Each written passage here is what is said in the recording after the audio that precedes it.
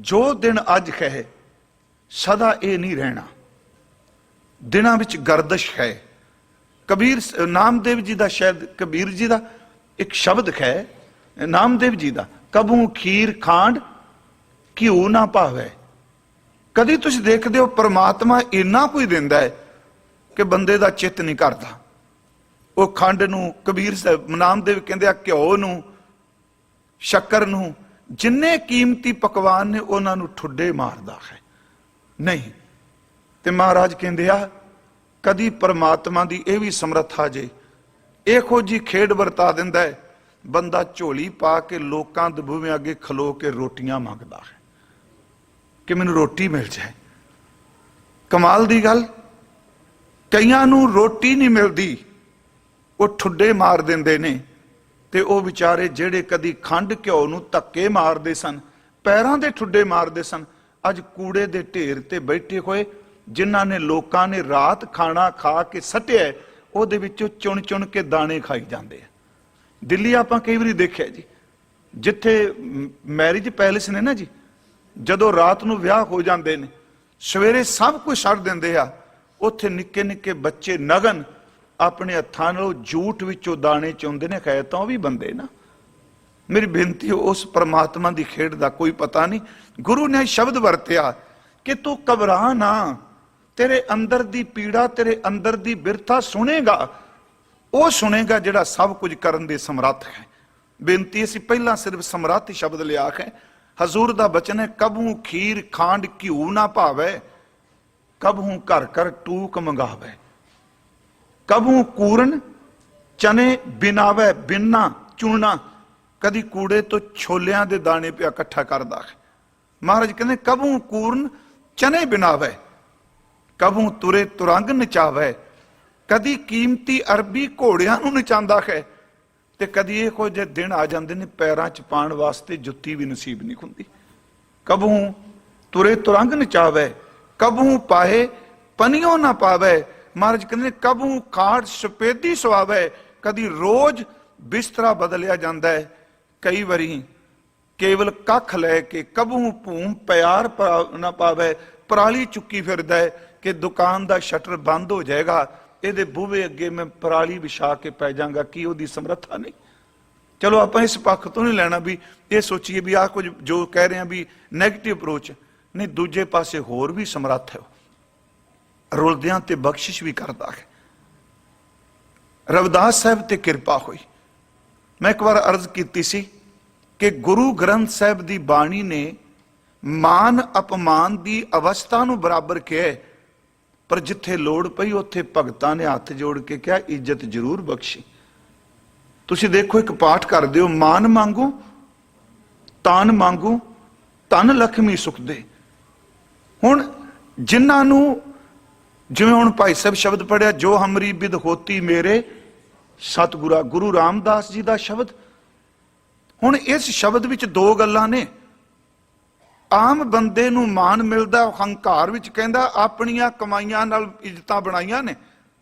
सुणीदा असां कमाईयां कीतियां, इन्नी घल ना काली तां इज्जतां बणीआं। दुआई रब दी बिल्कुल झूठ जे। जदों बंदगी करन वाले नूं इज्जत मिलदी है, वो कहंदा मैं इहदे लायक नहीं सां, जिथे तू मैनूं पहुंचा दिता है तेरी किरपा है।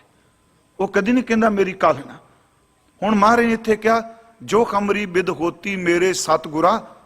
इसे तरह एक बचन है महाराज सच्चे पातशाह का, रविदास साहब का शब्द तुहानूं सब नूं शब्द चेते वे, जिहड़ा सब कुछ करन दे समर्थ।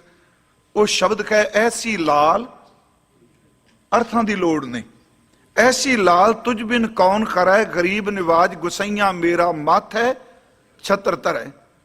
जाकी छोत जगत को, जिदे परछावे तो लोग डरदे ने भी ये शोधर है। जाकी छोत जगत को लागै तां पर तू ही टरै, नीचे ऊंच करै मेरा गोबिंद। अगे समर्था है, वो ना तो वोटिंग नाल उच्चियां करदा है, ना वो किसी दे लोकां दी राय लैके उच्चियां करदा है। महाराज कहते ने ऐसी लाल तुझ बिन कौन करै, गरीब निवाज गुसैया मेरा मत है छत्र तरह।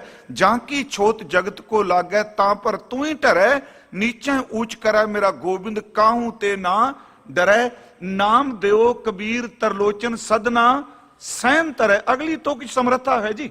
नाम दियो कबीर त्रिलोचन सदना सहन तरै, कह रविदास सुनो रे संतो हर जियो ते सब है समय सरै दा अर्थ सब कुछ करन दे समर्थ। मैं बेनती है जी, एक तां पक्ष है जिहड़ा सब कुछ करन दे समर्थ है, हर चीज ओदे खत च है। महाराज कहते ने एडी वड्डी समर्था कि समर्था वाले भी ओदे सामने असमर्थ हो जाते हैं। ਜਿਹੜੇ बहुत ਸਮਰੱਥਾ ਰੱਖਦੇ ਆ ਉਹਦੇ ਸਾਹਮਣੇ ਉਹ ਵੀ ਅਸਮਰੱਥ ਹੋ ਜਾਂਦੇ ਆ।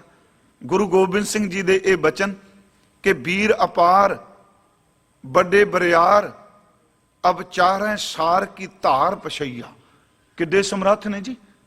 ਵੱਡੇ ਵੱਡੇ ਸੂਰਮੇ ਜਿਹੜੇ ਆਪਣੇ ਚਿਹਰੇ ਤੇ ਆਪਣੇ ਜਿਸਮ ਤੇ ਇਉਂ ਕਹਿ ਲੋ ਗੋਲੀਆਂ ਦੇ ਫੱਟ, ਤਲਵਾਰਾਂ ਦੇ ਫੱਟ, ਤੀਰਾਂ ਦੇ ਫੱਟ, ਵੀਰ ਅਪਾਰ ਵੱਡੇ ਬਰਿਆਰ ਅਵਚਾਰ ਹੈ ਸਾਰ ਕੀ ਧਾਰ ਪਛਈਆ, ਤੋਰਤ ਦੇਸ਼ ਮਲਿੰਦ ਮਵਾਸਨ ਮਾਤੇ ਗਜਾਨ ਕੇ ਮਾਨ ਮਲਈਆ। ਹਾਥੀਆਂ ਨੂੰ ਮਲਣ ਵਾਲੇ, ਕਿਲਿਆਂ ਨੂੰ ਤਬਾਹ ਕਰਨ ਵਾਲੇ, ਮਾਤੇ ਗਜਾਨ ਕੇ ਮਾਨ ਮਲਈਆ, ਗਾੜੇ ਗੜਾਨ ਕੋ ਤੋੜਨ ਹਾਰ ਸੋ ਬਾਤਨ ਹੀ ਚੱਕ ਚਾਰ ਲਵਈਆ, ਸਾਹਿਬ ਸ੍ਰੀ ਸਭ ਕੋ ਸਿਰਨਾਇਕ। ਇੰਨੀ ਸਮਰੱਥਾ ਵਾਲੇ ਮਹਾਰਾਜ ਕਹਿੰਦੇ ਨੇ ਜਾਚਕ ਅਨੇਕ, ਇੰਨੀ ਸਮਰੱਥਾ ਵਾਲੇ ਤਾਕਤ ਵਾਲੇ ਮੰਗਤੇ ਬਣ ਕੇ ਉਸ ਪਰਮਾਤਮਾ ਦੇ ਦਰ ਤੇ ਮੰਗਦੇ ਨੇ।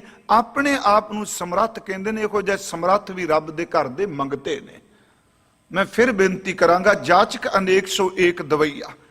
ਹੁਣ ਇੱਥੋਂ ਅਸੀਂ ਅੱਧਾ ਪੱਖ ਲਿਆ ਜੀ, ਹਰ ਸਮ੍ਰਿੱਥ ਪੁਰਖ ਅਪਾਰ, ਜਿਹੜਾ ਸਮਰੱਥ ਹੈ, ਸਰਵ ਵਿਆਪਕ ਹੈ। ਆਰੰਭ ਚ ਮਹਾਰਾਜ ਕਹਿੰਦੇ ਜੀ ਕੀ ਬਿਰਥਾ ਸੋ ਸੁਣੇ, ਅੰਦਰ ਦੀ ਵੇਦਨਾ, ਅੰਦਰ ਦੀ ਪੁਕਾਰ ਉਹ ਪਰਮਾਤਮਾ ਸੁਣਦਾ ਜਿਹੜਾ ਸਭ ਕੁਝ ਕਰਨ ਦੇ ਸਮਰੱਥ ਹੈ।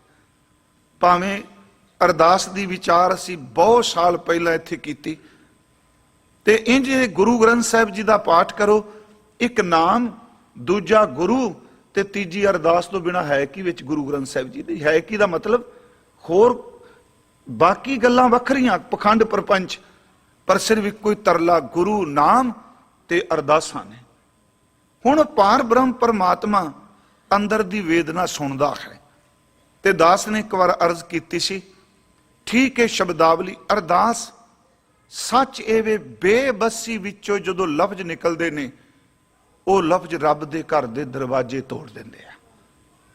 ਕਮਜ਼ੋਰੀ ਵਿੱਚੋਂ ਜਦੋਂ ਬੰਦਾ ਇਹ ਸਮਰੱਥ ਹੋ ਜਾਂਦਾ ਹੈ, ਤੇ ਗੁਰੂ ਗ੍ਰੰਥ ਸਾਹਿਬ ਵਿੱਚ ਬੜੇ ਸ਼ਬਦ ਨੇ, ਜਦੋਂ ਬੇਬਸੀ ਵਿੱਚੋਂ ਆਤਮ ਸਮਰਪਣ ਕਰਕੇ ਨਿਮਰਤਾ ਦੇ ਬੋਲ ਕਿਸੇ ਵੀ ਸੀਨੇ ਵਿੱਚੋਂ ਨਿਕਲਦੇ ਨੇ, ਪਰਮਾਤਮਾ ਦੇ ਦਰ ਤੇ ਸਿੱਧੇ ਸੁਣੇ ਜਾਂਦੇ ਆ। ਭਾਵੇਂ ਕਿ ਡਾਕਟਰ ਨੇਕੀ ਸਾਹਿਬ, ਉਹਨਾਂ ਦੀ ਅਰਦਾਸ ਦੇ ਤੁਲ ਕਿਸੇ ਉਸ ਬਰਾਬਰ ਤੇ ਕਿਤਾਬ ਕੋਈ ਨਹੀਂ ਜੋ ਲਿਖ ਗਏ, ਪਰ ਉਹਨਾਂ ਨੇ ਸ਼ੁਰੂਆਤ ਇੱਕ ਅੰਦਰ ਦੀ ਵੇਦਨਾ ਤੋਂ ਕੀਤੀ ਸੀ ਕਿ ਅੰਦਰ ਦੀ ਬਿਰਥਾ। ਤੇ ਉਹਨਾਂ ਨੇ ਮੌਲਾਨਾ ਰੂਮ ਦੀ ਇੱਕ ਕਹਾਣੀ ਪਹਿਲਾਂ ਦਰਜ ਕੀਤੀ ਸੀ ਮਸਨਵੀ ਵਿੱਚੋਂ। ਚਲੋ ਸਿੱਧੀ ਜੀ ਗੱਲ ਕਿ ਗਡਰੀਆ ਭੇਡਾਂ ਚਾਰਨ ਵਾਲਾ ਆਜੜੀ, ਉਹ ਇੱਕੋ ਗੱਲ ਕਹਿ ਰਿਹਾ ਸੀ, ਰੁੱਖ ਥੱਲੇ ਬੈਠਾ ਅੰਤਰ ਆਤਮੇ ਜੁੜਿਆ ਡੂੰਘਾ, ਉਹਨੇ ਇਹ ਸ਼ਬਦ ਕਹਿ ਸਨ, ਪਰਮਾਤਮਾ ਆਪਾਂ ਇਕੱਠੇ ਰਹੀਏ, ਮੈਂ ਤੇਰੇ ਕੱਪੜੇ ਧੋਵਾਂਗਾ, ਤੈਨੂੰ ਤਾਪ ਚੜ ਗਿਆ ਮੈਂ ਜੜੀ ਬੂਟੀ ਨਾਲ ਇਲਾਜ ਕਰਾਂਗਾ, ਜੇ ਤੈਨੂੰ ਗਰਮੀ ਲੱਗ ਗਈ ਮੈਂ ਬੱਕਰੀਆਂ ਦਾ ਦੁੱਧ ਪਿਆਂਗਾ, ਕਿਉਂਕਿ ਬੱਕਰੀ ਦਾ ਦੁੱਧ ਠੰਡਾ ਹੁੰਦਾ ਹੈ, ਇਹ ਸਭ ਨੂੰ ਪਤਾ ਹੋਣਾ ਹੈ। ਮੈਂ ਤੈਨੂੰ ਬੱਕਰੀ ਦਾ ਦੁੱਧ ਦਿਆਂਗਾ, ਕੱਪੜੇ ਧੋਵਾਂਗਾ, ਬੁਖਾਰ ਚੜ ਗਿਆ ਮੈਂ ਤੇਰੇ ਤਾਪ ਲੈਣ ਦਾ ਪ੍ਰਬੰਧ ਕਰਾਂਗਾ। ਇਤਫਾਕਨ ਉੱਥੋਂ ਹਜ਼ਰਤ ਮੂਸਾ ਸਾਹਿਬ ਨਿਕਲ ਰਹੇ ਸਨ, ਉਹਨਾਂ ਨੇ ਸੁਣਿਆ, ਰੁਕ ਗਏ, ਉਹਨਾਂ ਵੱਟ ਕੇ ਚਪੇੜ ਮੂੰਹ ਤੇ ਮਾਰੀ, ਕੰਬਖਤ ਜਿਹੜਾ ਸਭ ਦੀ ਪਾਲਣਾ ਕਰਨ ਵਾਲਾ, ਤੂੰ ਕੌਣ ਹੈ ਦੁੱਧ ਦੇਣ ਵਾਲਾ? ਜਿਹੜਾ ਸਭ ਦੇ ਦੋ ਕੱਟਦਾ ਤੂੰ ਉਹਨੂੰ ਤਾਪ ਚੜਾ ਦੇਂਗਾ? ਜਿਹੜਾ ਸਭ ਨਾਲ ਇਹ ਕੁਝ ਕਰਦਾ ਹੈ। ਤੇ ਅੱਜ ਵੀ ਚੇਤੇ ਰੱਖਿਓ, ਸ਼ਰਾਂ ਚ ਬੱਧਾ ਹੋਇਆ ਬੰਦਾ ਜਦੋਂ ਪ੍ਰੇਮ ਦੀ ਗੱਲ ਕੋਈ ਕਰਦਾ, ਸ਼ਰਈ ਬੰਦਾ ਉਹਨੂੰ ਕਾਫਰ ਕਹਿਣ ਲੱਗ ਪੈਂਦਾ ਹੈ। ਸ਼ਰਾਂ ਵਿੱਚ ਬੱਧਾ ਕਹਿੰਦਾ ਨਹੀਂ, ਉਹ ਇਸ ਤਰ੍ਹਾਂ ਪੈਮਾਨੇ ਵਿੱਚ ਗਿਣਤੀ ਮਿੰਤੀ ਵਿੱਚ ਰੱਬ ਨੂੰ ਉਹਨਾਂ ਚਪੇੜ ਮਾਰੀ, ਤੂੰ ਕੌਣ? ਉਹ ਵਿਚਾਰੇ ਦੀਆਂ ਅੱਖਾਂ 'ਚ ਪਾਣੀ ਆ ਗਿਆ। ਹਜ਼ਰਤ ਮੂਸਾ ਗਿਆ, ਪਰ ਕਹਿੰਦੇ ਨੇ ਕਾਤੂਰ ਤੇ ਉਹਦੇ ਕੰਨ 'ਚ ਆਵਾਜ਼ ਪਈ, ਤੂੰ ਨਾ ਬਰਾਏ ਵਸਲ ਕਰਦਨ ਆਮਦੀ, ਤੂੰ ਬਰਾਏ ਫਸਲ ਕਰਦਨ ਆਮਦੀ। ਇਹ ਦੋ ਸ਼ਬਦ ਨੇ, ਵਸਲ ਤੇ ਫਸਲ। ਵੈਸੇ ਫਸਲ ਆਪਾਂ ਬਾਹਰ ਵੀ ਕਿਵੇਂ, ਫਸਲ ਦਾ ਅਰਥ ਹੁੰਦਾ ਤੋੜਨਾ, ਕੱਟਣਾ। कहन लगे तू ना बराए फसल करदन आमदी, तू बराए वसल करदन आमदी, तू इस करके धरती ते नहीं आया कि किसी जुड़े होए नू चपेड़ा मार के तोड़ दे। तेनू किन्ने अधिकार दिता? सच एवे तू जुड़े होए दा अंदर तोड़ के आया, ते केड़े झलक तू पाण वास्ते आया है। हुण ओहदे कोल शब्द कोई नहीं सन जी, वो भेडां वाला आ जिहड़ी ओहदे कोल ज्ञानी वाली कोई शब्दावली नहीं। उंज मैं बेनती फिर करदे हां कि शब्दावली नाल रीझदा हुंदा ते सारे रिझाल जांदे। गुरु रामदास दे बचन रोज पढ़े जांदे ने, कोई गावे रागी नादी बेदी बहु भांत कर, नहीं हर हर भीजै राम राजे, जिन्ना अंतर कपट विकार है तिना रोए क्या कीजै। पर इस तो अगला जिहड़ा आसा महला चौथा, जिन अंतर हर हर प्रीत है ते जन सुगड़ सियाणे राम राजे, जे बाहरों भुल चुक बोलदे भी खरे खर पाने। इत्थे महाराज कहते ने अंदर दी जिहड़ी वेदना है, बेपलता विचों असमर्था विचों, मैं चलो शब्द बेबसी वरत्या है, बेबसी कमजोरी बेबलता, जदों कुछ भी परना आसरा न रहे, सच एवे फिर उस समर्थ उस बेनती नूं सुनदा है। चलो असीं बाणी चों कुछ प्रमाण लै लईए। एक तां गुरु अर्जुन देव जी दा बचन कि प्रथम मता जे पत्री चलावूं, द्वितीय मता दो मान पहुंचावूं, तृतीय मता किछ करूं उपाया, मैं सब की छोड़ प्रभ तू ही त्याया। उथे बाकी कोई समर्था नहीं विखाई, ना सियाणप ना कोई बंदा, कुछ भी नहीं। दूसरा मैं अर्ज करना हुन्ना कि गुरु ग्रंथ साहिब जी दी बाणी दे भोग वेले जिहड़ा दोहरा गुरु तेग बहादुर साहब ने दर्ज किया, सच्चे पातशाह ने, सचमुच इसका अर्थ कमजोरी नहीं आवा कि यह भी कहा जाता है महाराज ने उथों लिख के भेजा, ये दोहरा, पर असल च भी प्रश्नोत्तरी है जी। उस विच इन्नी बेबसी दर्शाई गई कि ताकत नहीं रही, बंधना ने पकड़ लिया, सच्ची मुच्ची उपाय भी कोई नहीं रहा। यदा मतलब इन्नी बेबसी, कोई भी उपाय नहीं। तो फिर एक पुराणक उदाहरण ले ली, हाथी तो बेचारा तंदवे ने ग्रस लिया, पर मेरे परमात्मा जिवें उथे बचा दिता, इस बेबसी विचों भी जीव नूं कढ लै। इहदा मतलब विकारां दे बंधन पै गए, आत्मक बल कटिया गया, मन मेरे नूं वासना तंदवे ने पकड़ लिया। महाराज कहते जिहड़ा इन्ना ग्रसिया होवे फिर वो समर्थ इक्को दम पलट दिंदा है। असीं पढ़दे हां बल छुटकिओ बंधन परे कछु ना हो तो पाए। मैं कहना हूं ना कि यह तो एडे कमाल का बचन, इत्थे कोई दसो, मैनू दसो कोई समर्था है? ताकत कोई नहीं, सियाणप कोई नहीं, बेबसी बेबसी। बेबसी का अर्थ निराशा नहीं करना, इत्थे निमरता है। यही गल महाराज ने शेख ब्रह्म नूं कही सी। शेख ब्रह्म याद रखी जिहड़े निमरता विच रहिंदे ने, अरदास करदे ने, एक दिन उच्चे हुंदे ने। वो कहंदा जी किवें? कहन लगे शेख जिवें फुहारे दा पानी जिन्ना नीवा होवे उन्ना उच्चा उठदा है, जिन्ना कोई निमरता विच रह के अरदासां करदा है उहदी सुरत उच्ची उठदी है।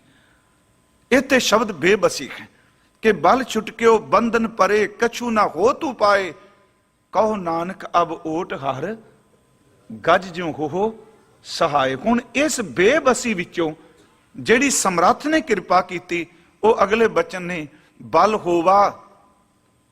देखो बदल गया सब कुछ। बल छुटकिओ, इत्थे बल होवा, उथे सी बल छुटकिओ बंधन परे, बल होवा बंधन छुटे। उथे सी कछु ना हो तू पाए, इत्थे महाराज कहने सब किछ हो तू पाए। नानक सब की तुमरे हाथ में समर्थ है तू, तू बिरथा सुनना है। नानक सब की तुमरे हाथ में तुम ही होत सहाय। पार ब्रह्म परमेश्वर वैगुरु, वो अंदर दी वेदना, अंदर दी पीड़ा, वो अंदर दी जिहड़ी है उस बख्शिश नूं सुनदे ने। हाँ अगली बाण एक तां अरदास, दूसरा मैं एक बार ये मंजी साहब भी कहा, जदों भी कोई दान पुण्य करता है, कोई धर्म का कर्म करता है, सच एवे परमात्मा व्यर्थ नहीं जान देंदा। सिर्फ एक दो उदाहरण लैनी। असी महाभारत की सारी घटना तो जाणू हाँ, इनू असी अखां मीट के, क्योंकि बाहर दे सिख कई बारी सुनने तैयार नहीं हुंदे, पर गुरु ग्रंथ साहिब च आईयां गल्लां नूं किवें आपां खंडन कर देंगे। राजन कौन तुम्हारे आवे, ऐसो भाव बिदर को देखियो। ते बिदर दे इस शब्द की व्याख्या करने वास्ते हस्तिनापुर की साखी का जिक्र करना पएगा। बिदर दासी का पुत्र है। महाराज ने कहा जी जात हर जपतियां उत्तम पदवी पाए, पूछो बिदर दासी सुतै किशन उतरिया घर जिस जाए। ते यह शब्द गुरु रामदास का है, सोई राग का। पर इत्थे दसना पेगा, असी सारे कहने हैं कि सिर्फ उन्हें इको शब्द क्या सी, अंध के अंध रहे। यही क्या ना, दुर्योधन नूं अन्ने दा तू अन्ना ही रहा। ते गीता शुरू भी इत्थों हुंदी है कि धृतराष्ट्र संजय तो पुछदा है कि मैनू कुरुक्षेत्र भी जो कुछ हो रहा है वापर रहा, मैनू ओहदे बारे दस, क्योंकि ओहदियां अखां कोई नहीं। चलो उत्थे शुरू हुंदी है गीता सारी। पर द्रौपदी का चीर हरण होया, गुरु ग्रंथ साहब ने उन्होंने मन्निया। फिर द्रौपदी लाज रखी हर प्रभ जी, छीनत बस्तर दीन बो साज। सुदामा अपदा ते रखिया गनका पढ़त पूरे ते काज। सुदामे नूं बचाया। मेरे मन च एक दिन पाठ कर रहा सा भाई साहब दियां कवितां दा, द्रौपदी का चीर खरण बच गया, बच गई। सुदामे की दरिद्रता कट्टी गई। ते सुदामे का ते कृष्ण जी का मैं पिछले दिन ही कहा जिथे मेल होया उसका नाम है द्वारका बेट, गुजरात दे विच है। हुण द्रौपदी का चीर खरण हो रहा, वह अरदास बेबस है ना जी, बेबसी। पांडव बैठे आ, पितामह बैठा है, द्रोणाचार्य बैठा है। पर भाई साहब ने एक नवा नुकता दिता, गुरदास साहब ने कहते ने कि असल च एदा पत तां बच गई क्योंकि द्रौपदी ने एक बारी दरबाशा ऋषि इशनान कर रहा सी, ओदी कुपीन रुड़ गई, अपनी साड़ी का पल्ला पाड़ के उस वल सटिया। उन्हें कपड़ा पकड़ के कहा सी कि मेरे नगेज नूं ढकण वालीए परमात्मा तेरे नगेज नूं ढकेगा। सिर्फ उन्हें कपड़े की गल की।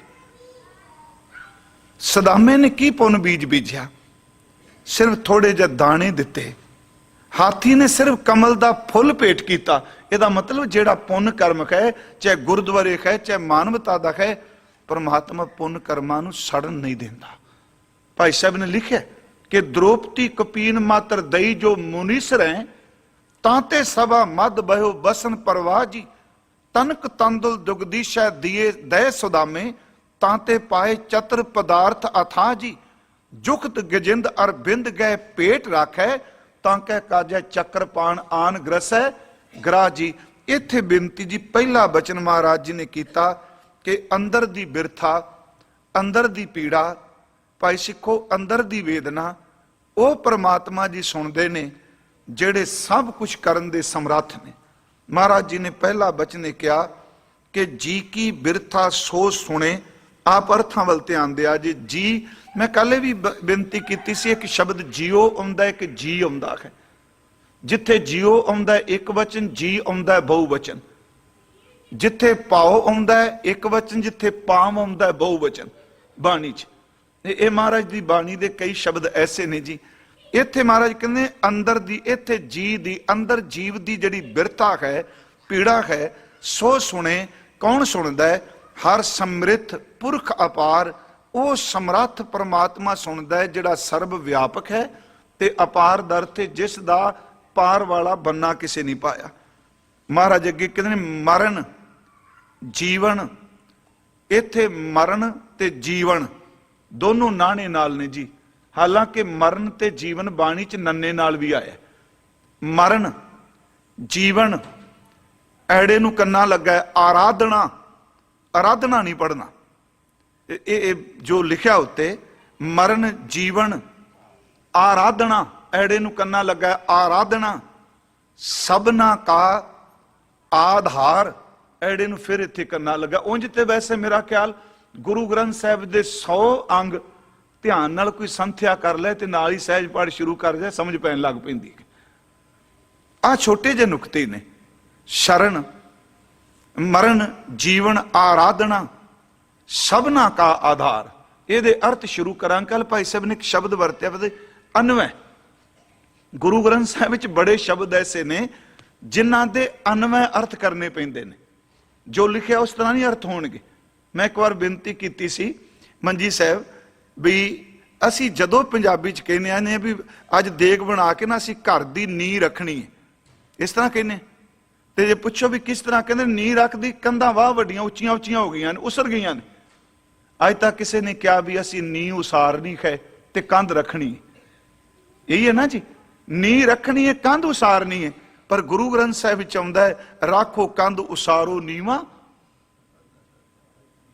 ਉਲਟੇ ਹੋ ਗਏ ਨਾ। ਹੁਣ ਜਿਹਨੂੰ ਨਹੀਂ ਪਤਾ ਕਿ ਇਹ ਸ਼ਬਦ ਵਰਤੋਗਾ, ਬਾਬਾ ਜੀ ਪਤਾ ਨਹੀਂ ਬਾਣੀ ਲਿਖਣ ਚ ਅੱਗੇ ਪਿੱਛੇ ਕਰ ਦਿੱਤਾ।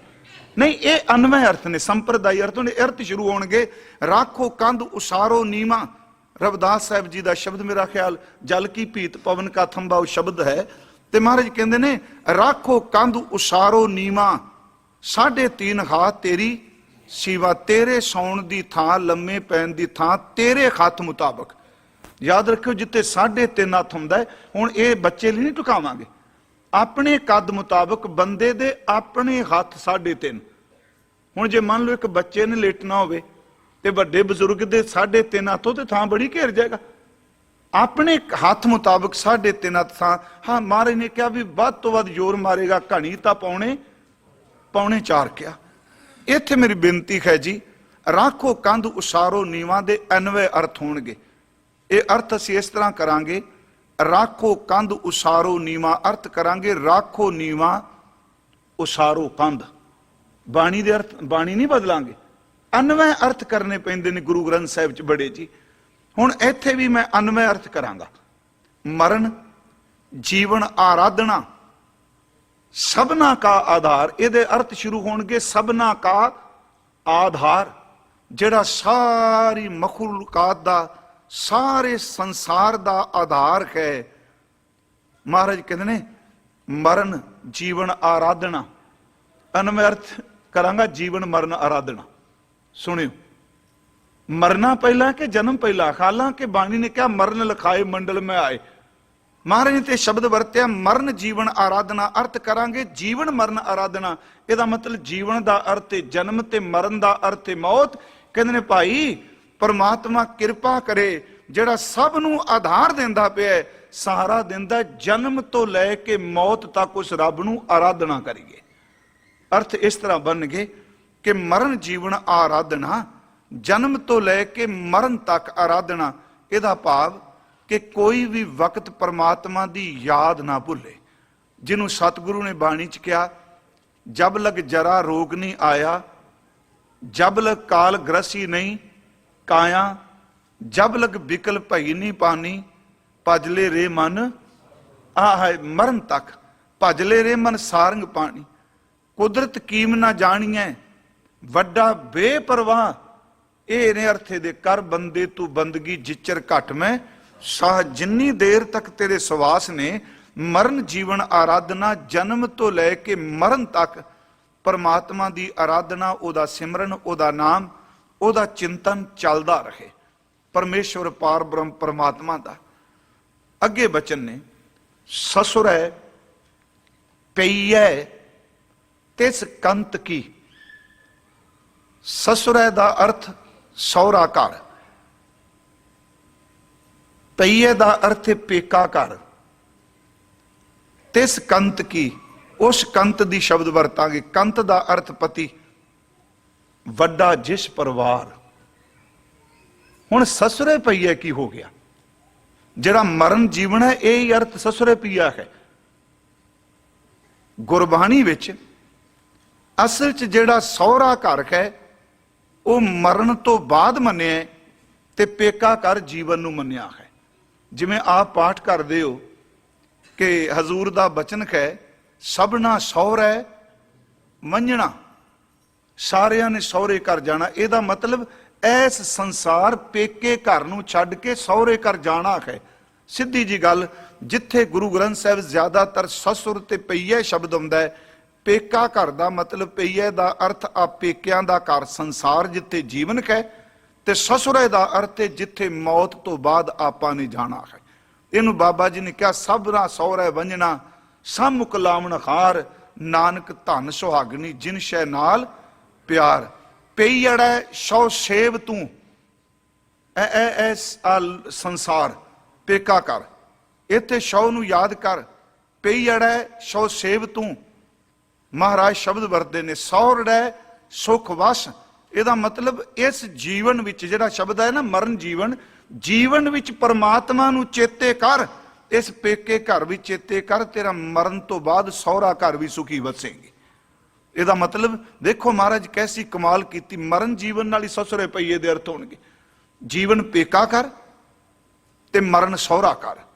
ਮਹਾਰਾਜ ਸ਼ਬਦ ਵਰਦੇ ਆ ਕਿ ਸਹੁ ਰੜੈ ਸੁਖ ਵਸ, ਗੁਰਮਿਲ ਚੱਜ ਆਚਾਰ ਸਿੱਖ, ਤੁਧ ਕਦੈ ਨਾ ਲੱਗੈ ਦੁੱਖ। ਬੁੱਲੇ ਨੇ ਕਿਹਾ, ਉਹ ਸ਼ਬਦ ਬੜੇ ਮੈਨੂੰ ਚੰਗੇ ਲੱਗੇ ਉਹਦੇ, ਕਹਿਣ ਲੱਗੇ ਤੂੰ ਸੁੱਤਿਆਂ ਉਮਰ ਮੰਝਾਈ ਨਹੀਂ, ਤੂੰ ਚਰਖੇ ਤੰਦ ਨਾ ਪਾਈ ਨਹੀਂ, ਕੀ ਕਰਸੈਂ ਦਾਜ ਤਿਆਰ ਨਹੀਂ, ਉੱਠ ਜਾਗ ਘਰਾੜੇ ਮਾਰ ਨਹੀਂ। ਤੇਰਾ ਸਾਰਾ ਨੇੜੇ ਆਇਆ ਨਹੀਂ, ਤੂੰ ਚੋਲੀ ਦਾਜ ਨਾ ਰੰਗਾਇਆ ਨਹੀਂ। ਉਹਨੇ ਸ਼ਬਦ ਵਰਤੇ ਵੀ ਇਹ ਜਿਹੜਾ ਪੇਕਾ ਘਰ ਹੈ, ਇੱਥੇ ਵਸਤੂ ਇਕੱਠੀ ਹੋਣੀ ਹੈ ਤੇ ਇੱਕ ਦਿਨ ਸਹੁਰੇ ਘਰ ਸਭ ਨੇ ਜਾਣਾ। ਮਹਾਰਾਜ ਨੇ ਸ਼ਬਦ ਵਰਤਿਆ ਸਭਨਾ ਸਹੁਰੇ ਬੰਜਣ। ਇਹਦਾ ਮਤਲਬ ਸਭ ਦੀ ਮੌਤ ਹੋਣੀ ਹੈ। ਸਤਿਗੁਰੂ ਬਚਨ ਕਰ ਰਿਹਾ, ਭਾਈ ਯਾਦ ਰੱਖਿਓ, ਇਹਦੇ ਵਿੱਚ ਵੀ ਬੜੀ ਕਿਰਪਾ ਕੀਤੀ। ਸਸੁਰੈ ਪਈਐ ਕੰਤ ਕੀ। ਅਸੀਂ ਭਾਵੇਂ ਕਹਿੰਦੇ ਆ ਇਹ ਪੇਕਾ ਘਰ ਕੂੜ ਹੈ, ਜਾਣਾ ਹੈ। ਸਹੁਰੇ ਘਰ ਦਾ ਅਰਥ ਹੈ ਮੌਤ ਤੋਂ ਬਾਅਦ। ਗੁਰੂ ਅਰਜੁਨ ਦੇਵ ਕਹਿੰਦੇ ਨੇ, ਭੋਲੀਏ ਜਿੰਦੇ ਹੈ ਜਗਿਆਸੂ, ਸਹੁਰਾ ਘਰ ਵੀ ਉਸ ਕੰਤ ਦਾ ਤੇ ਪੇਕਾ ਘਰ ਵੀ ਉਸ ਕੰਤ ਦਾ ਹੈ। ਇਸ ਨੂੰ ਇਹਦਾ ਮਤਲਬ ਕੀ ਹੈ? ਵੱਡਾ ਜਿਸ ਪਰਿਵਾਰ, ਉਸ ਖਸਮ ਦਾ ਤਾਂ ਪਰਿਵਾਰ ਹੀ ਬੜਾ ਵੱਡਾ ਹੈ। ਇਹਨੂੰ ਥੋੜਾ ਜਿਹਾ ਫਿਰ ਖੋਲਣ ਵਾਸਤੇ ਜੀ, ਉਂਝ ਦੁਨਿਆਵੀ ਤੌਰ ਤੇ ਪੇਕਾ ਘਰ ਮਾਪਿਆਂ ਦਾ ਘਰ ਹੁੰਦਾ ਹੈ ਤੇ ਸਹੁਰਾ ਘਰ ਪਤੀ ਦਾ ਹੁੰਦਾ ਹੈ। ਇੱਥੇ ਹੋਰ ਮਹਾਰਾਜ ਨੇ ਗੱਲ ਕਰ ਦਿੱਤੀ, ਸਸੁਰੈ ਪਈਐ ਕੰਤ ਕੀ। ਦੁਨਿਆਵੀ ਤੌਰ ਤੇ ਪੇਕਾ ਘਰ ਮਾਪਿਆਂ ਦਾ ਹੈ, ਸਹੁਰਾ ਘਰ ਪਤੀ ਦਾ ਹੈ, ਸਹੁਰਿਆਂ ਦਾ ਹੈ। ਪਰ ਯਾਦ ਰੱਖੀ, ਤੂੰ ਘਬਰਾ ਨਾ, ਇਸ ਪੇਕੇ ਘਰ ਦਾ ਮਾਲਕ ਵੀ ਤੇਰਾ ਵਾਹਿਗੁਰੂ ਹੈ ਤੇ ਜਿੱਥੇ ਤੂੰ ਜਾਣਾ ਸਹੁਰੇ ਘਰ ਵੀ ਉਹਦਾ ਹੀ ਆਪਣੇ ਹੁਕਮ ਚੱਲਦਾ ਹੈ। ਜਿਹਨੂੰ ਕਹਿੰਦੇ ਆ ਇਹ ਲੋਕ ਸੁਖੀਏ ਪਰਲੋਕ ਸੁਹੇਲੇ, ਜਿਹਨੂੰ ਬਾਣੀ ਕਹਿੰਦੀ ਹੈ ਦੋਵੇਂ ਥਾਮ ਰੱਖੇ ਗੁਰ ਸੂਰੇ, ਜਿਹਨੂੰ ਬਾਬਾ ਜੀ ਕਹਿੰਦੇ ਆ ਸਤਿਗੁਰ ਸਿੱਖ ਕਾ ਹਾਲਤ ਪਲਤ ਸਵਾਰੈ। ਇੱਥੇ ਕਿਹਾ ਭਾਈ ਤੇਰਾ ਪੇਕਾ ਕਰ ਸੰਸਾਰ ਵੀ ਸਹੁਰਾ ਘਰ ਵੀ ਤਿਸ ਕੰਤ ਕੀ, ਉਹ ਜਿਹਦੀ ਤੂੰ ਹੈ। ਇਹਦਾ ਮਤਲਬ ਜਿਸ ਦੀ ਤੂੰ ਇਸਤਰੀ ਹੈ, ਇਹ ਸਹੁਰਾ ਪੇਕਾ ਘਰ ਉਸ ਦਾ ਹੈ। ਤੇ ਵੱਡਾ ਜਿਸ ਪਰਿਵਾਰ, ਜਿਹਦੀ ਫੈਮਿਲੀ ਪਰਿਵਾਰ ਬੜਾ ਵੱਡਾ ਹੈ। ਸੱਚੀ ਮੁੱਚੀ ਉਹਦੇ ਪਰਿਵਾਰ ਚ ਇਕੱਲੇ ਬੰਦੇ ਥੋੜਾ ਵਾ ਜੀ। ਅਸੀਂ ਤਾਂ ਪਰਿਵਾਰ ਵੀ ਸਿਰਫ ਹਮਜ਼ਾਤ ਨੂੰ ਮੰਨਦੇ ਆ ਨਾ, ਵੀ ਆਪਣੇ ਪਰਿਵਾਰ ਵਿੱਚ ਆਪਣੇ ਜੀ ਨੇ। ਉਹਦਾ ਪਰਿਵਾਰ ਇੰਨਾ ਵੱਡਾ ਹੈ, ਉਸ ਵਿੱਚ ਪਤਾ ਨਹੀਂ ਕਿੰਨੀਆਂ ਕੁ ਜੂਨਾਂ ਉਹਨੇ ਪੈਦਾ ਕਰ ਦਿੱਤੀਆਂ ਨੇ। ਵੱਡਾ ਜਿਸ ਪਰਿਵਾਰ, ਬੜਾ ਵੱਡਾ ਉਹਦਾ ਪਰਿਵਾਰ ਹੈ, ਉਹਦਾ ਪਸਾਰਾ ਹੈ। ਮਹਾਰਾਜ ਸੱਚੇ ਪਾਤਸ਼ਾਹ ਨੇ ਤਿਆਂ ਕਿਹਾ ਕਿ 84 ਲੱਖ ਜੂਨ ਉਹਨੇ ਪੈਦਾ ਕੀਤੀ, ਏਡਾ ਵੱਡਾ ਉਹਦਾ ਪਰਿਵਾਰ ਹੈ। ਸਾਡੇ ਅੰਦਰ ਵੀ ਜੂਨਾਂ ਨੇ ਜੀ, ਉਹ ਵੀ ਉਹਦਾ ਪਰਿਵਾਰ ਹੈ। ਅਦ੍ਰਿਸ਼ਟ ਕਈ ਸ਼ਕਤੀਆਂ ਨੇ, ਉਹ ਵੀ ਉਹਦਾ ਪਰਿਵਾਰ ਹੈ। ਮਹਾਰਾਜ ਕਹਿੰਦੇ ਸਹੁਰੇ ਤੇ ਪੇਕੇ ਘਰ ਦਾ ਖਸਮ ਆਪ ਹੈ ਤੇ ਉਹਦਾ ਪਰਿਵਾਰ ਬੜਾ ਵੱਡਾ ਹੈ। ਉੱਚਾ, ਉਸ ਤੋਂ ਉੱਚਾ ਕੋਈ ਨਹੀਂ। ਇੱਥੇ ਉੱਚਾ ਹਾਈਟ ਕਰਕੇ ਨਹੀਂ ਮੰਨਣਾ ਗੁਰਮੁਖੋ। ਇਹਦਾ ਮਤਲਬ ਸੁਰਤ ਕਰਕੇ ਜਿੰਨੀ ਉਚਾਈ ਉਹਦੀ ਹੈ ਓਡਾ ਉੱਚਾ ਹੋਰ ਕੋਈ ਨਹੀਂ। ਅਗੰਮ, ਗਮ ਤੇ ਅੱਗੇ ਅਗੇਤਰ ਐੜਾ ਲੱਗਾ ਜੀ। ਅਗੰਮ ਦਾ ਅਰਥ ਹੈ ਜਿਹਦੇ ਤੱਕ ਸਾਡੀ ਪਹੁੰਚ ਕੋਈ ਨਹੀਂ। ਗਮਤਾ ਦਾ ਅਰਥ ਹੈ ਪਹੁੰਚਣਾ, ਅਗੰਮ ਦਾ ਅਰਥ ਹੈ ਜਦੋਂ ਤੱਕ ਸਾਡੀ ਪਹੁੰਚ ਨਹੀਂ। ਉੱਚਾ ਅਗੰਮ, ਆਗਾਦ ਬੋਧ, ਇਹ ਦੋ ਸ਼ਬਦ ਸੁਣਿਓ। ਆਗਾਦ ਦਾ ਅਰਥ ਹੈ ਡੂੰਘਾ ਤੇ ਬੋਧ ਦਾ ਅਰਥ ਹੈ ਗਿਆਨ। ਕਹਿੰਦੇ ਨੇ ਉਹਦਾ ਗਿਆਨ ਇੰਨਾ ਡੂੰਘਾ ਹੈ, ਉਹਦੇ ਗਿਆਨ ਦਾ ਪਾਰਾਵਾਰ ਹੀ ਕੋਈ ਨਹੀਂ। ਉੱਚਾ ਹੈ, ਅਪਹੁੰਚ ਹੈ, ਅਗਾਧ ਬੋਧ ਹੈ, ਕਿਛ ਅੰਤ ਨਾ ਪਾਰਾਵਾਰ। ਉਸ ਪਰਮ ਪਿਤਾ ਪਰਮਾਤਮਾ ਦਾ ਕੋਈ ਅੰਤ ਪਾ ਹੀ ਨਹੀਂ ਸਕਦਾ, ਪਾਰਾਵਾਰ ਹੀ ਨਹੀਂ। ਜੇ ਆਪਾਂ ਮੰਨ ਲਓ ਸਿਫਤ ਕਰ ਰਹੇ ਹਾਂ, ਕਥਾ ਕਰ ਰਹੇ ਹਾਂ ਕਿ ਅੰਤ ਪਾ ਲਾਂਗੇ, ਅੰਤ ਨਾ ਸਿਫਤੀ ਕਹਿ ਨਾ ਅੰਤ। ਇਹ ਕੀ ਹੈ ਜੀ? ਉਹਦਾ ਕੋਈ ਸਿਫਤਾਂ ਨਾਲ ਅੰਤ ਪਾਇਆ ਜਾ ਸਕਦਾ? ਮਹਾਰਾਜ ਕਹਿੰਦੇ ਨੇ ਉਸ ਦਾ ਪਰਿਵਾਰ ਵੱਡਾ ਹੈ, ਉਹ ਉੱਚਾ ਹੈ, ਉਹ ਅਗਾਧ ਬੋਧ ਹੈ, ਉਹਦੇ ਗਿਆਨ ਦਾ ਕੋਈ ਪਾਰਾਵਾਰ ਨਹੀਂ। ਫਿਰ ਇਹ ਗੱਲ ਅਗਲੀ ਸਾਨੂੰ ਸਮਝਾਈ, ਸੇਵਾ ਸਾ ਤਿਸ ਭਾਵ ਸੀ। ਸਾ ਦਾ ਅਰਥ ਹੈ ਉਹ, ਤਿਸ ਦਾ ਅਰਥ ਹੈ ਉਹਨੂੰ, ਪਰਮਾਤਮਾ ਨੂੰ। ਭਾਵਸੀ ਦਾ ਅਰਥ ਹੈ ਭਾਵੇਗੀ, ਚੰਗੀ ਲੱਗੇਗੀ, ਫਿਊਚਰ ਭਾਵਸੀ। ਲਹਿੰਦੀ ਦਾ ਸ਼ਬਦ ਹੈ ਜੀ, ਜਾਸੀ ਜਿਵੇਂ ਅਸੀਂ ਪੜ੍ਹਨੇ ਆ, ਸੇਵਾ ਸਾਥ ਇਸ ਭਾਵ ਸੀ। ਇਹ ਸੇਵਾ ਉਹਨੂੰ ਤਾਂ ਚੰਗੀ ਲੱਗੇਗੀ, ਤਾਂ ਭਾਵੇਗੀ ਕੀ ਜੀ, ਸੰਤਾਂ ਕੀ ਹੋਏ ਛਾਰ। ਛਾਰ ਦਾ ਲਫ਼ਜ਼ੀ ਅਰਥ ਹੈ ਧੂੜ। ਸੱਚ ਇਹ ਵੇ ਤੇਰੀ ਕੀਤੀ ਹੋਈ ਸੇਵਾ ਤਾਂ ਉਹਨੂੰ ਫਲੇਗੀ ਜੇ ਤੂੰ ਸੰਤ ਜਨਾਂ ਦੇ ਚਰਨਾਂ ਦੀ ਧੂੜ ਬਣ ਜਾਏਗਾ। ਹੁਣ ਇਸ ਨੂੰ ਥੋੜਾ ਜਿਹਾ ਅਸੀਂ ਜ਼ਰੂਰ ਵਾਚ ਲਈਏ। ਸੇਵਾ ਕਰ, ਇੱਥੇ ਨਿਮਰਤਾ ਅਧੀਨਗੀ ਨਾਲ ਸਭ ਦੇ ਚਰਨਾਂ ਦੀ ਧੂੜ ਬਣ ਜਾਏਗਾ ਤੇ ਤਾਂ ਤੇਰੀ ਕੀਤੀ ਹੋਈ ਸੇਵਾ ਪ੍ਰਮਾਤਮਾ ਦੀ ਦਰਗਾਹ ਵਿੱਚ ਕਬੂਲ ਹੋਵੇਗੀ। ਅਸੀਂ ਬਾਣੀ 'ਚ ਪਾਠ ਕਰਨੇ ਆ, ਜਦੋਂ ਸੇਵਾ ਲਫ਼ਜ਼ ਬੜਾ ਉੱਚਾ ਹੈ ਕਿਉਂਕਿ ਇਹਦਾ ਹਰ ਵਾਰੀ ਜ਼ਿਕਰ ਚੱਲਦਾ ਹੈ।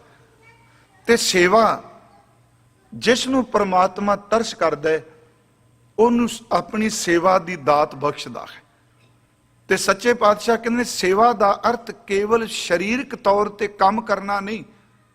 ਸਰੀਰਕ ਤੌਰ ਤੇ ਕਰਮ ਸੇਵਾ ਦਾ ਹਿੱਸਾ ਹੈ, ਉਂਝ ਸੇਵਾ ਦਾ ਦਾਇਰਾ ਬਹੁਤ ਵਿਸ਼ਾਲ ਹੈ, ਬਹੁਤ ਵਿਰਾਟ ਹੈ। ਆਪਾਂ ਗੁਰਦੁਆਰੇ ਆਏ ਆ, ਚਲੋ ਇੱਥੇ ਕਿਆ ਸੇਵਾ ਕਰਨੇ ਆ, ਇਹ ਵੀ ਸੇਵਾ। ਮੈਂ ਇੱਕ ਵਾਰ ਅਰਜ਼ ਕੀਤੀ, ਇੱਕ ਸਾਡੇ ਬਾਬਾ ਖੁਦਾ ਸਿੰਘ ਜੀ ਹੋਏ ਨੇ। ਅਸਲ 'ਚ ਉਹਨਾਂ ਦਾ ਨਾਮ ਸੀ ਜਸਵੰਤ ਸਿੰਘ, ਥਾਣੇਦਾਰ ਸਨ ਜੀ ਪੁਲਿਸ ਵਿੱਚ। ਉਹਨਾਂ ਦਾ ਪਿੰਡ ਕਰਨਾਲ ਦੇ ਨੇੜੇ, ਜਦੋਂ ਅੰਬਾਲੇ ਤੋਂ ਕਨਾਰ ਨੂੰ ਜਾਈਏ ਜੀਟੀ ਰੋਡ ਦੇ ਉੱਤੇ ਪਿੰਡ ਆਉਂਦਾ ਸ਼ਾਮਗੜ੍ਹ, ਉਹ ਉਹਨਾਂ ਦੀ ਜਨਮ ਭੂਮੀ ਹੈ।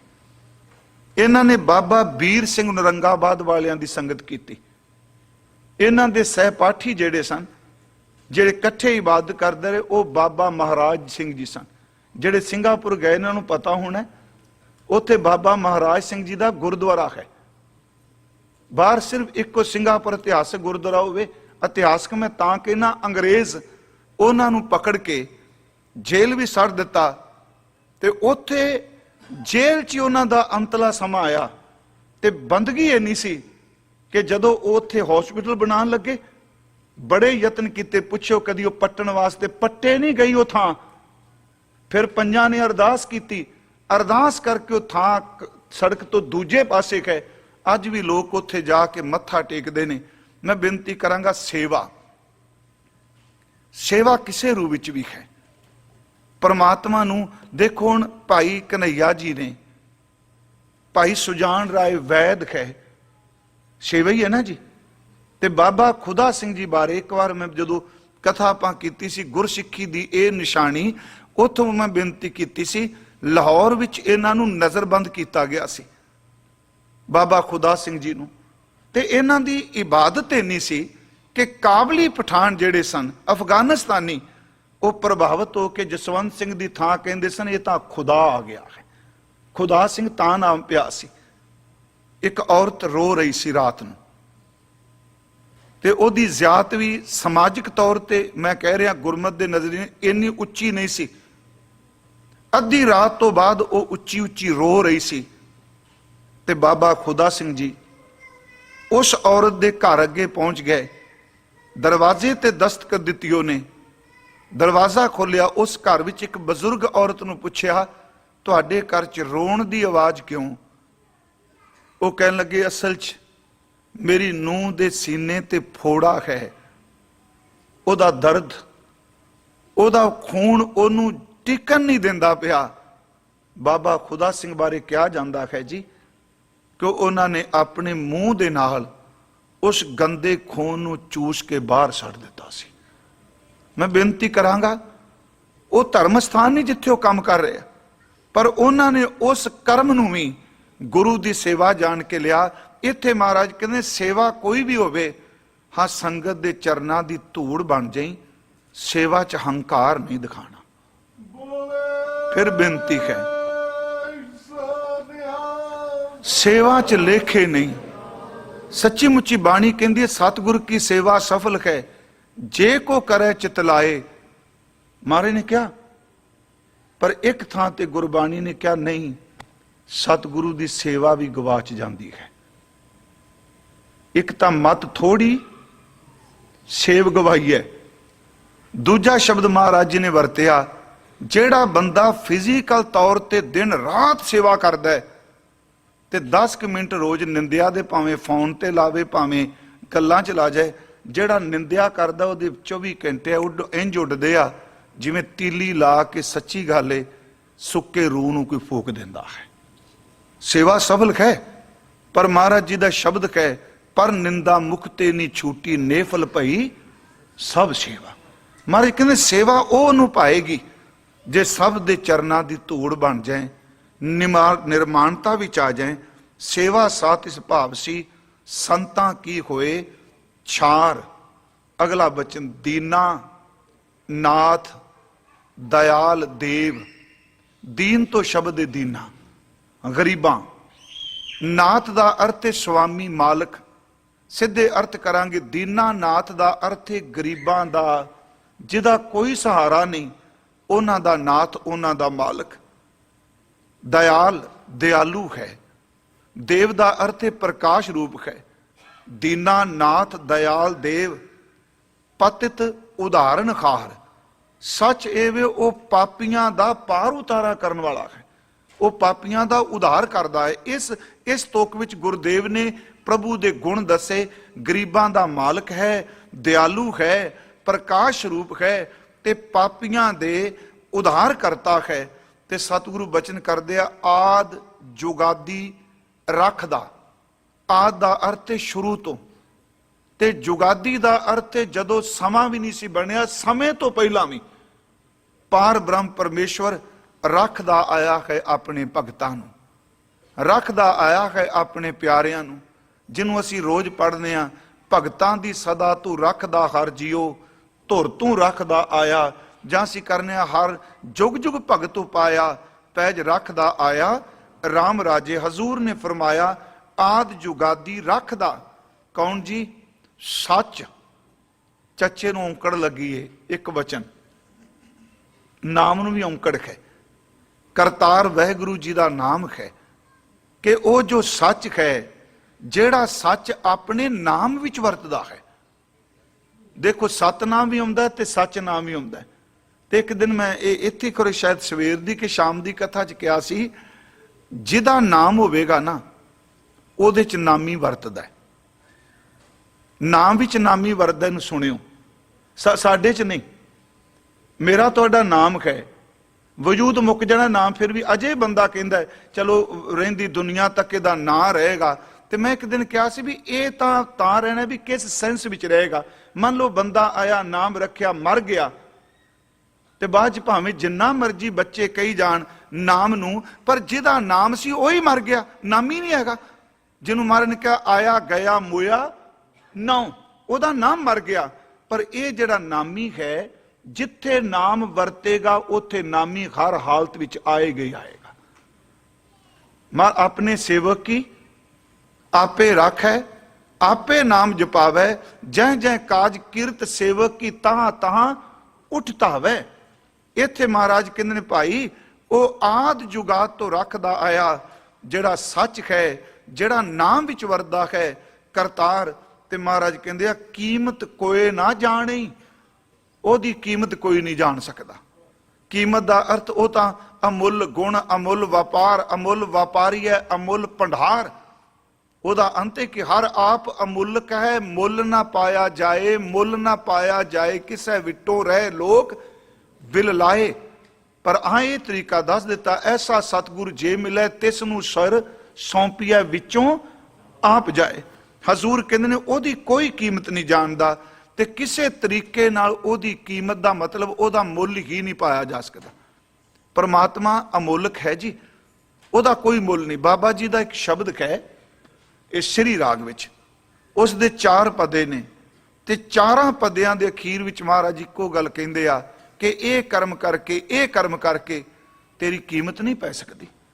ਇਹ ਬਚਨ ਹਜ਼ੂਰ ਦਾ, ਜਿਸ ਵਿੱਚ ਦਾਤਾਰ ਜੀ ਨੇ ਕਿਹਾ, ਕੋਟ ਕੋਟੀ ਮੇਰੀ ਆਰਜਾ, ਪਵਨ ਪੀਣ ਅਪਿਆਓ, ਚੰਦ ਸੂਰਜ ਗੁਫੈ ਨਾ ਦੇਖਾਂ ਸੁਪਨੇ, ਸੌਣ ਨਾ ਥਾਉ, ਵੀ ਤੇਰੀ ਕੀਮਤ ਨਾ ਪਵੈ ਖੋ ਕੇਵਡ ਆਖਾਂ ਨਾਉ। ਤੇਰੀ ਕੀਮਤ ਨਹੀਂ ਪੈ ਸਕਦੀ। ਇੱਥੇ ਦਾਤਾਰ ਕਹਿੰਦੇ ਨੇ ਕੀਮਤ ਕੋਏ ਨਾ ਜਾਣੀ, ਕੋਈ ਵੀ ਕੀਮਤ ਨਹੀਂ ਜਾਣਦਾ। ਸਤਿਗੁਰੂ ਜੀ ਨੇ ਕਿਤੇ ਨਹੀਂ ਕਿਹਾ ਕਿ ਅਸੀਂ ਪਰਮਾਤਮਾ ਦਾ ਥਾਂ ਪਾ ਲਿਆ। ਬਾਬਾ ਜੀ ਨੇ ਕਿਹਾ, ਕਹਿੰਦੇ ਕਰੋੜਾਂ ਸਾਲ ਜੀ ਕੇ ਤਪੱਸਿਆ ਕਰਕੇ ਹਨੇਰੇ ਵਿੱਚ ਬੈਠ ਕੇ ਜੇ ਮੈਨੂੰ ਪੁੱਛੇ, ਗੁਰੂ ਨਾਨਕ ਸਾਹਿਬ ਕਹਿੰਦੇ ਪੁੱਛੇ ਵੀ ਉਹਦੀ ਕੀਮਤ ਪਾ ਲਈ? ਮਹਾਰਾਜ ਕਹਿੰਦੇ ਨਹੀਂ, ਉਹਨੂੰ ਕੀਮਤ ਨਹੀਂ ਪਾਈ ਜਾ ਸਕਦੀ। ਕੋ ਨਾ ਹੀ ਤੋਲਣ ਹਾਰ, ਕੀਮਤ ਪਵੇਗੀ ਤੇ ਵੇਟ ਹੋਵੇਗਾ ਨਾ। ਤੇ ਮਹਾਰਾਜ ਕਹਿੰਦੇ ਇਹਦੀ ਤੇ ਕੀਮਤ ਦੀ ਇਹ ਤੋਲ ਹੀ ਨਹੀਂ ਕੋਈ ਸਕਦਾ, ਉਹਨੂੰ ਕੋਈ ਨਹੀਂ ਤੋਲ ਸਕਦਾ, ਇੰਨਾ ਅਗਾਧ ਬੋਧਕ ਹੈ। ਮਹਾਰਾਜ ਕਹਿੰਦੇ ਮਨ ਤਨ ਅੰਤਰ ਵਸ ਰਹੇ। ਜਦੋਂ ਕੋਈ ਦਿਨ ਰਾਤ ਉਹਨੂੰ ਚੇਤੇ ਕਰਦਾ, ਉਹ ਮਨ ਵਿੱਚ ਤਨ ਵਿੱਚ ਆਪ ਪਰਮਾਤਮਾ ਵਸਦਾ ਹੈ। ਮਹਾਰਾਜ ਕਹਿੰਦੇ ਨਾਨਕ ਨਹੀਂ ਸ਼ੁਮਾਰ, ਪਾਠ ਅਸੀਂ ਸ਼ੁਮਾਰ ਹੀ ਕਰਾਂਗੇ, ਅਰਥ ਨੇ ਸ਼ੁਮਾਰ ਦਾ ਅਰਥ ਉਹਦੀ ਗਿਣਤੀ ਕੋਈ ਨਹੀਂ। ਮਨ ਤਨ ਚ ਰੱਬ ਰਿਹਾ ਹੈ ਪਰ ਉਹਦੀ ਗਿਣਤੀ ਨਹੀਂ। ਤੇ ਮਹਾਰਾਜ ਫਿਰ ਅੱਗੇ ਸਰਲੇਖ ਦੀ ਵਿਆਖਿਆ ਕਰਦੇ ਆ, ਦਿਨ ਰੈਣ ਜੇ ਪ੍ਰਭ ਕਉ ਸੇਵਦੇ, ਜਿਹੜੇ ਦਿਨ ਰਾਤ ਪਰਮਾਤਮਾ ਜੀ ਨੂੰ ਸੇਵਦੇ ਨੇ, ਯਾਦ ਕਰਦੇ ਨੇ, ਸਿਮਰਨ ਕਰਦੇ ਨੇ, ਤਿਨ ਕਹਿ ਸਦ ਬਲਿਹਾਰ, ਮੈਂ ਉਹਨਾਂ ਤੋਂ ਸਦੀਵ ਕਾਲ ਲਈ ਕੁਰਬਾਨ ਜਾਨਾ, ਬਲਿਹਾਰ ਜਾਨਾ, ਵਾਰਨੇ ਜਾਨਾ, ਜਿਹੜੇ ਦਿਨ ਰਾਤ ਕਦੀ ਵੀ ਪਰਮਾਤਮਾ ਨੂੰ ਭੁਲਾਉਂਦੇ ਨਹੀਂ।